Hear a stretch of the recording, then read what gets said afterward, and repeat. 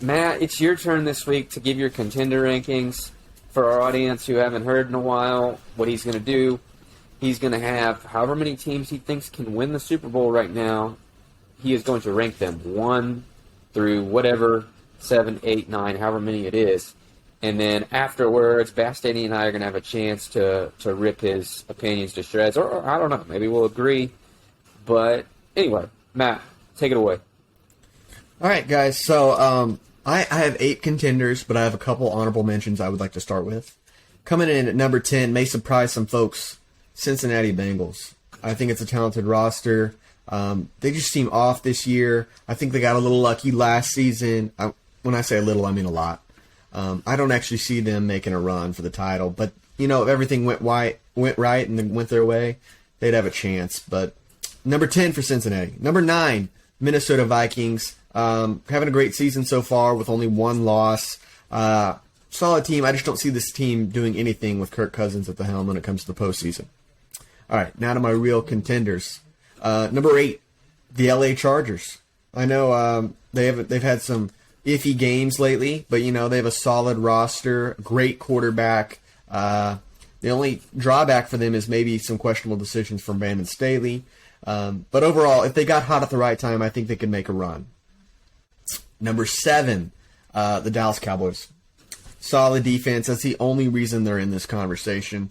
Not impressed with the offense. Cooper Rush has shown the ability to win, but let's see what happens when Dak Prescott gets back in the mix. Number 6, Tampa Bay Buccaneers. It's looking not like they're sharpest that they've looked in the past couple years. Still solid defense. Tom Brady, you can never fully count him out when it comes to the postseason. But that's where I got him at 6. Number 5, the Baltimore Ravens. They're an interesting team. Their defense can look a little shaky at times, but I think Lamar has proven to be a great quarterback. And he's having an MVP caliber season. I'll be curious to see what happens with them the rest of the go. Number 4, 49ers. Can't believe I have them here, but I do. Jimmy G has solidified that offense and made them a stable contender, especially with a soft NFC. Number 3, Eagles. Philadelphia Eagles right there. I think they're going to show why they're the third best team this Sunday when they take on the Dallas Cowboys. I think they're going to beat them pretty handily. And they've proven to be the best team in the NFC so far this year. Number 2, the Buffalo Bills. I know some people are going to say this pick is controversial. Maybe it's a homer decision on my part. But, the Bills team, to me, I don't know what you guys think. They haven't looked like this juggernaut that can't be stopped and that everyone made them out to be. And number 1, home team pick, Kansas City Chiefs.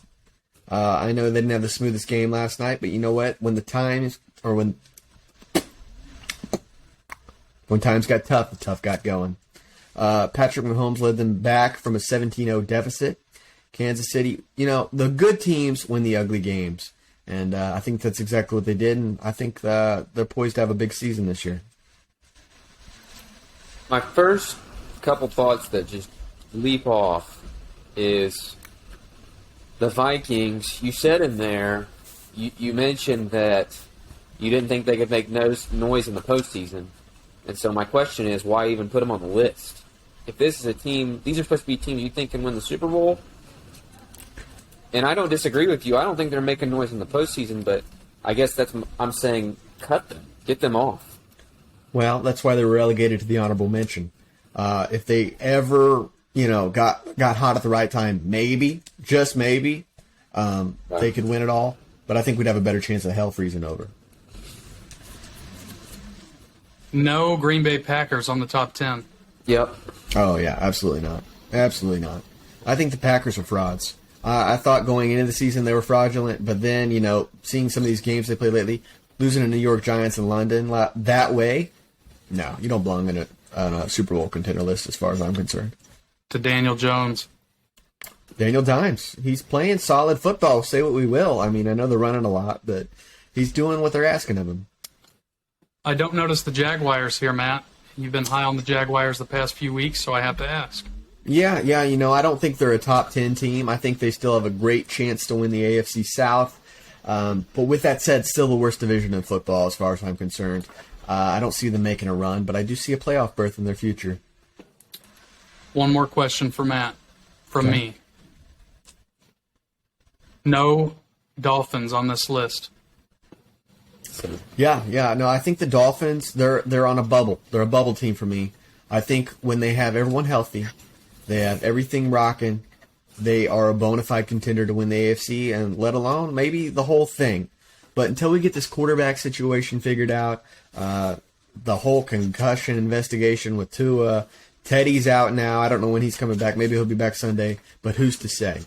Unless they have one of those two guys playing, and ideally if they have Tua, I don't know. The idea is being tossed around like a bowl of salad. That being tossed around like a little salad that Tua could still play. Play This when? week? Really? I don't know.